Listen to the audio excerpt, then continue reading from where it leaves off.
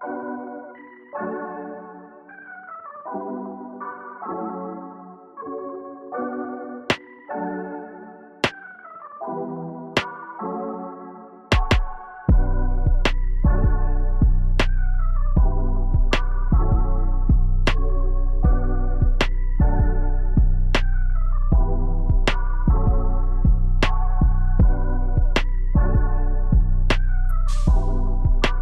as a Gen Z who watched this documentary, what do you think that if we share this documentary with people from previous generation, like the boomers or anything, how do you think they might perceive after watching this documentary about us?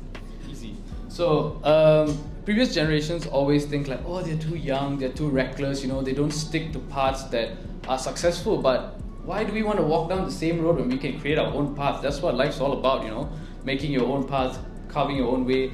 I feel like a lot of people from previous generations will be like, oh, they're just kids, let them just play around. They don't want to give us a seat at the table. So what we do as Gen Zs, what we do best, you don't want to give us a seat at the table, fine, we'll make our own table. So I feel like that, yeah. So what do you think? Anything about just a comment? Firstly, I want to ask, why did you stop being a lawyer? Is it because of the one you say, the issue inside the video? Yeah, kind of. So, last time lawyer, glamour, right? You get paid a lot, so it's worth it. Everyone knows being a lawyer, you go into the office 9 p.m, you leave at like 1 a.m. in the middle of the night. But if it's for the same rate, working any other job, why put yourself through that? I rather chase something I like to do. I like to act, I like to be on stage, so I chase that. Based on the video, the things that you said is we cannot simply complain about the government, but we do our stuff. So let the government see. So in a way, indirectly, we teach them. We're not depending on the government. Yeah. So what we did is a few others, good country also, they do their stuff. So they become stronger as a government. So the government still have to consider our opinions. That's what I can say. Sorry for English word. I appreciate art in a lot of forms. But at the same time, you mentioned it yourself, if one change in government, the only way is we need educated, Gen Zs, so that to take over. Because, you see, to have that confidence, if you're a lawyer and then you go into all the arts, I get it. Yes, you earn more money, maybe you're doing your passion. But at the same time, we really need the educated Gen Zs to really step up and contest whoever's sitting down, to just make them wake up. Because otherwise, they'll always think that Gen Zs are weak when they're not. You know what I mean? So, I still hope that we have Gen Zs who still go into those fields so that we can strengthen other things, which is go into politics and start contesting. And, yes, they allowed the voting age, right, to be reduced, which is 18 right now. But then still, we don't have enough representation. I think I would say even not enough millennial representation, right? Do you agree? The age in the parliament are still, what are they, boomers? I don't know what to call them. They are ex-boomers. Yeah, so because they're definitely older than me even, So what I'm saying is I really hope that, even not only Gen Zs but even millennials to really step up. So we still do need people in the educated field as much as we can do the arts. Yes, we can use art as a form to use your voice, but at the same time, I think it's still important that we kind of reroute and start going into politics so that at least we have, we can secure that generation. Yeah, do you get me? Yeah. Sorry, I'm too millennial. I love that. The documentary was nice. I think Gen Z, it applies to all of us around the world. I think most of our countries face the same problem. It was heartwarming. And I can't say anything because I'm on visa, so. But yeah, Malaysia is it's a good country. Yeah, basically. I find Malaysia a very beautiful and cultural country. I've enjoyed my stay for the last 2-3 years. What did surprise me a bit was the racism part, because I did feel it a bit when I was walking around Malaysia. So I do have a real conception of that. But other than everything else, I've enjoyed it. So I would say the documentary is actually very informative. It was jumping from topic to topic, I would say that, but it was very informative.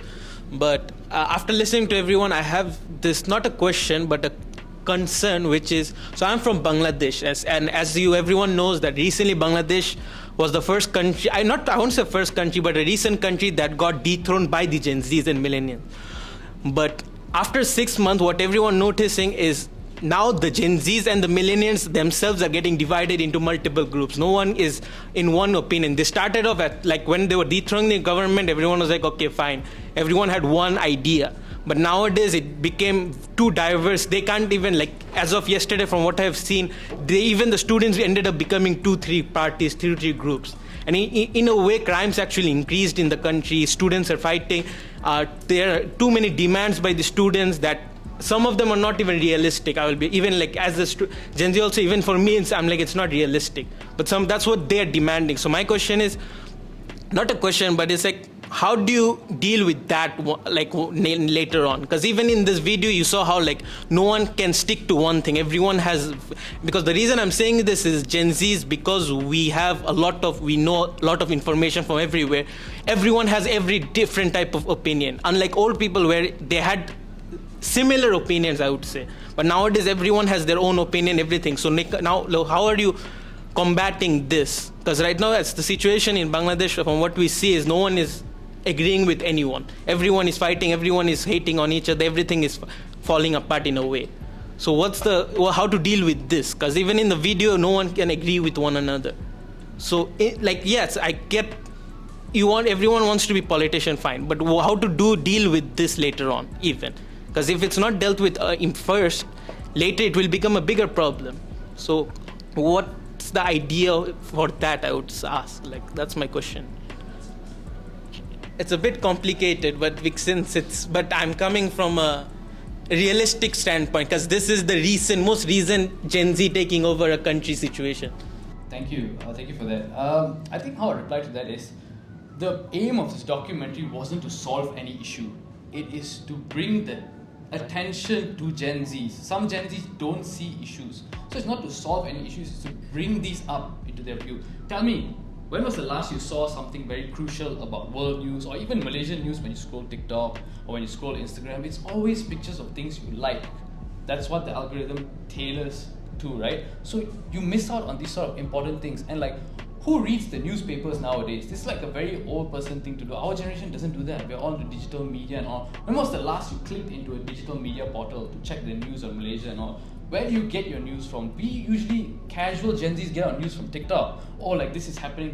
Twitter, what's trending? Oh, okay, this is where we get our information. So a lot of us are very absent-minded to present issues, like things like going on. Like, one of my friends said that people are being stateless in Sabah. How many of you here actually know about it? Like, know about the issue, even that the issue exists? I'm not even talking about deeply know the facts. Like, how many of you even knew it existed? No, you didn't. See?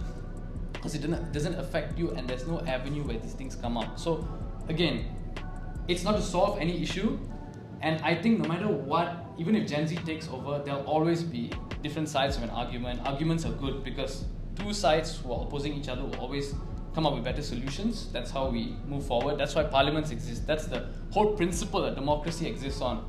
So yeah, that's my answer. Thank you. Wow, amazing. Well, again, Mike, thanks so much, Mike. All right, well, thanks so much for the question. Also, I just want to add on a little bit. I think the reason why we have so many things to cater, because we haven't catered all of it. And now, as social media growth, we can see everything. So from seeing everything, it has a pros and cons. And that's why, like Vinay said, we have parliaments to cater this issue. So later on, I believe when the next generation take over the country or basically the world, we are more aware, just like how the videos are shown and just now. We are more aware, and because we have so much people understand and know a lot of stuff, we can find a solution together better. Before this is just, it got cut out by different people. If people have different places, you cannot understand what they're going through. But now, because of social media, we can know, we can feel.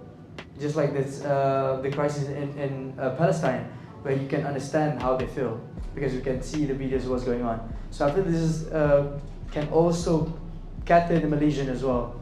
So you have 3 different races: Malay, Indian, Chinese. So these three different races can also understand each other by not just living together, but understand each other by our social medias, our whole same issues. So I think the best way is to be aware. When you're aware, you can find solution together. It doesn't matter which one first, but the one that we need together is to be together. I think that's my point of view.